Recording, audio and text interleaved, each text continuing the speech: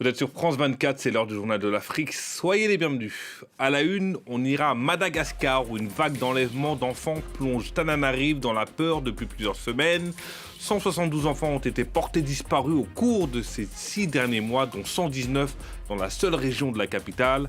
Face à l'ampleur du phénomène, le gouvernement a réagi. 400 forces de sécurité ont été déployées. Le reportage à suivre.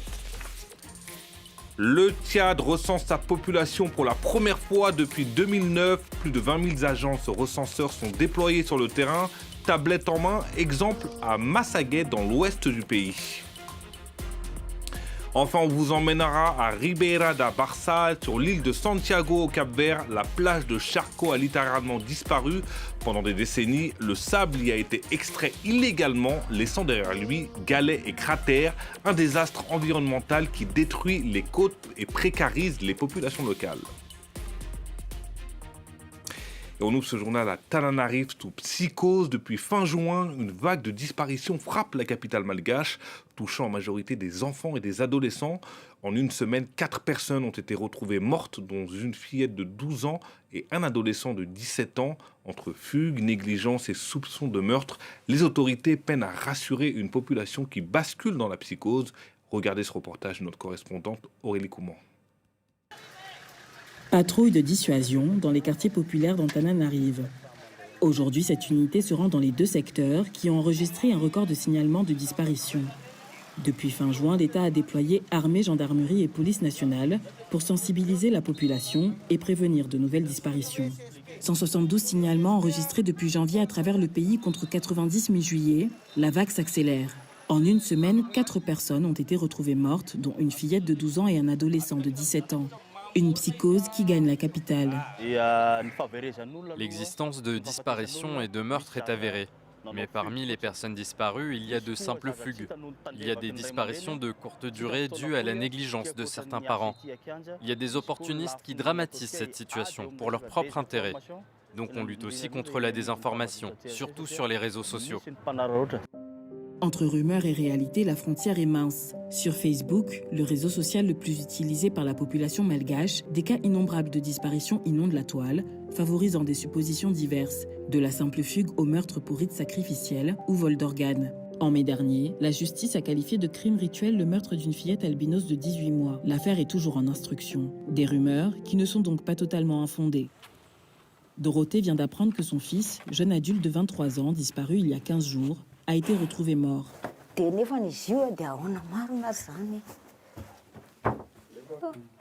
Ce sont ses amis qui nous ont informés qu'il y a un cadavre retrouvé dans une rizière, un homme qui porte des sandales bleues.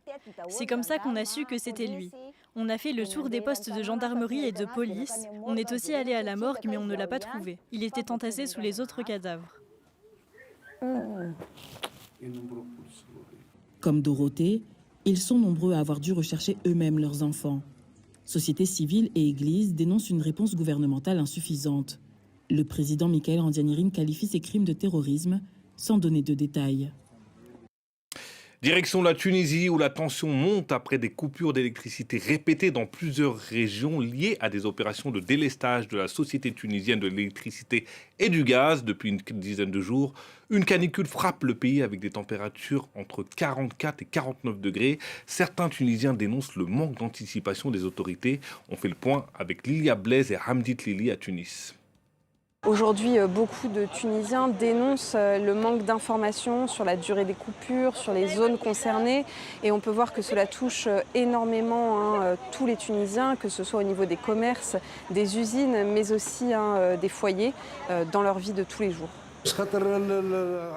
J'ai perdu pratiquement toute ma viande avec les coupures. Regardez-la dans ce frigo, ce n'est pas un congélateur, donc il maintient juste au frais. Et regardez la couleur de la viande, regardez celle du bœuf. C'est bon, elle a tourné. Je dois tout mettre à la poubelle. Impossible que je mange ça ou que je vende ça à des clients. On n'est pas bien. L'électricité, on n'est pas bien. L'électricité est coupée depuis la mi-journée, c'est chaque jour. Les produits au frigo ont tourné.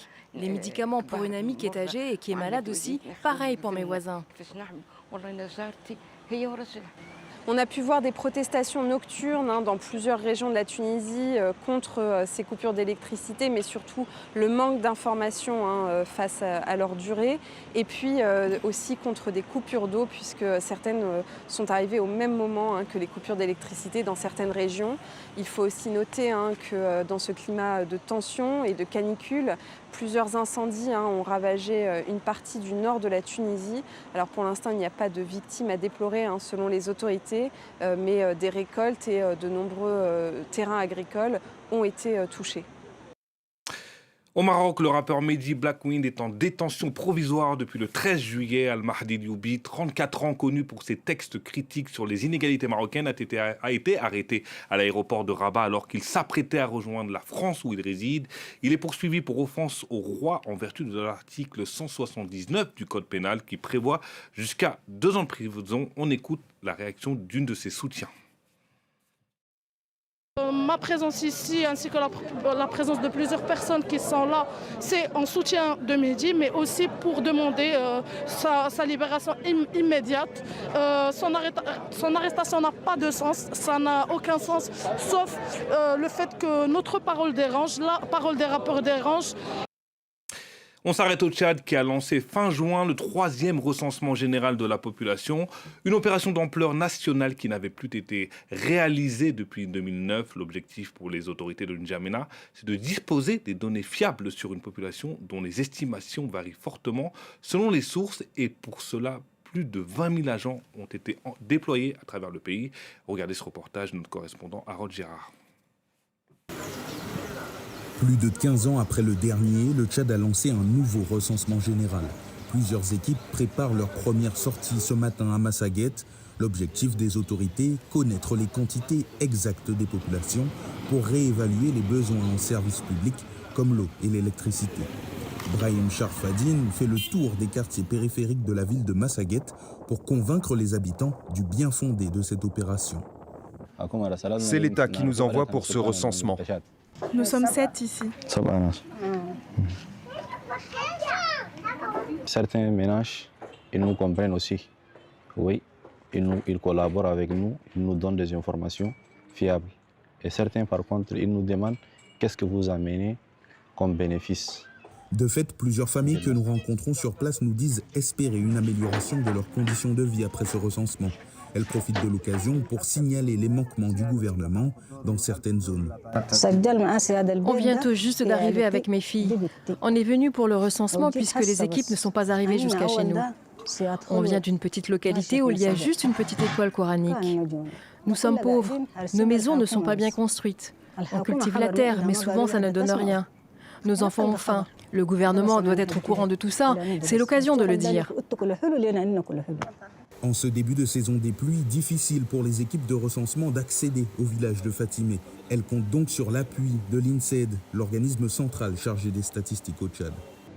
Il y a un défi, un grand défi, et nous allons relever ce défi-là certainement avec le soutien maintenant de l'INSED. Ils nous ont dit, bon, il y aura quand même des mesures d'accompagnement, mais on attend encore. Nous allons attendre.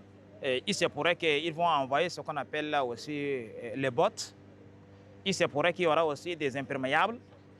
Et peut-être il va y avoir aussi d'autres mesures d'accompagnement. Des mesures indispensables avec plus d'1,2 million de kilomètres carrés, des milliers de villages isolés, des zones désertiques difficiles d'accès et une importante population nomade. Atteindre chaque ménage au Tchad relève souvent de l'expédition. On reste au Tchad qui célèbre cette année les 25 ans de la découverte de Toumaï, un fossile vieux d'environ 7 millions d'années. À cette occasion, le 2e colloque international de paléontologie s'est ouvert mardi à N'Djamena en présence de chercheurs venus du monde entier pour partager les avancées scientifiques. À ce propos, on écoute la paléontologue Clarisse Nekulnang Djetunako. Ça fait 25 ans qu'on fête aujourd'hui la découverte de Toumaï. En fait, ce n'est pas seulement Toumaï qu'on a découvert au Tchad. On a plus de 22 000 fossiles découverts au Tchad. Mais Toumaï, on parle de Toumaï parce que c'est le premier hominidé découvert dans le monde entier, le plus ancien hominidé.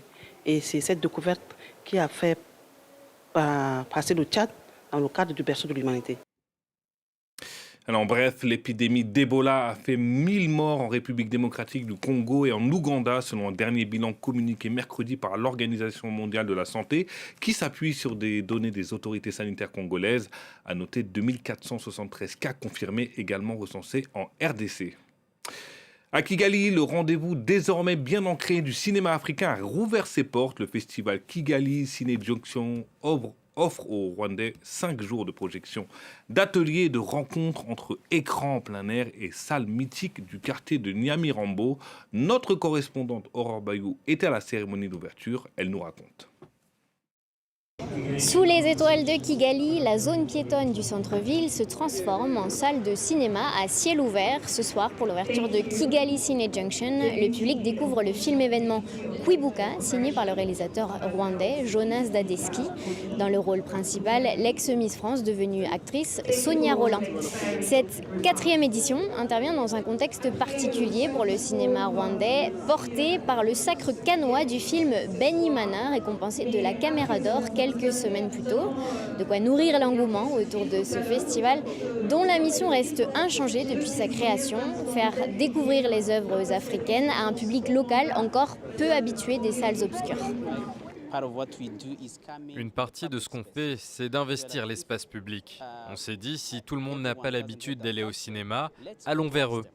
Faisons ce pas en avant, dans les lieux qu'ils n'associent pas forcément au cinéma, mais où ils peuvent simplement venir découvrir des films.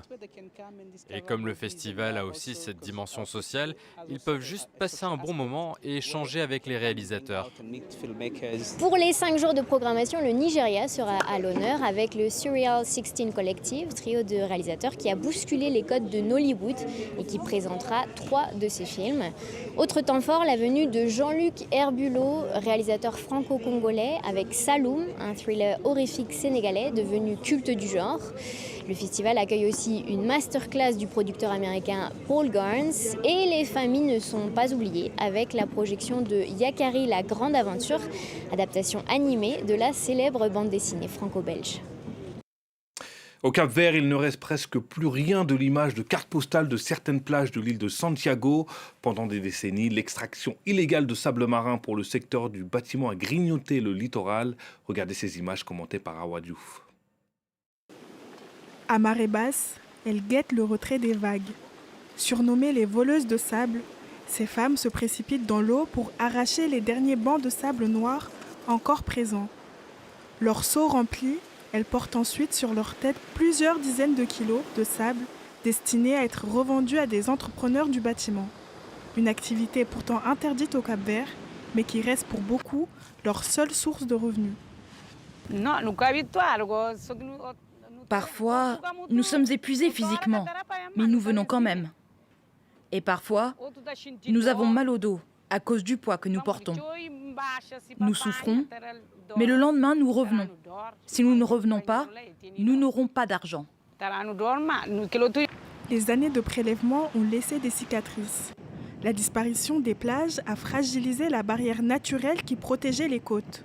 L'eau de mer s'infiltre désormais dans les terres, salinisant progressivement les sols. Dans cette région où les précipitations sont rares, le sel ne peut plus être naturellement évacué. Si la pluie ne tombe pas pour permettre d'enlever le sel présent dans le sol, il en résulte une eau de mauvaise qualité. C'est pourquoi l'extraction de sable a des conséquences désastreuses pour l'agriculture et pour la vie des agriculteurs.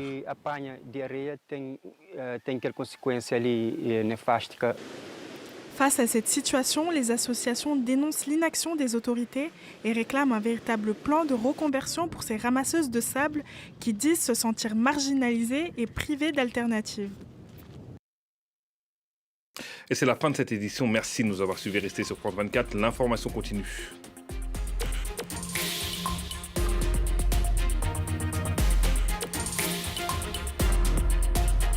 Retrouvez la météo avec EFI. Isolation, pompe à chaleur, climatisation, tout pour garder votre maison fraîche et confortable en toute saison. Vivez mieux votre été avec EFI. Vous êtes installé confortablement ? Alors retrouvez tout de suite la météo avec Emma, le confort de vos nuits en un clic.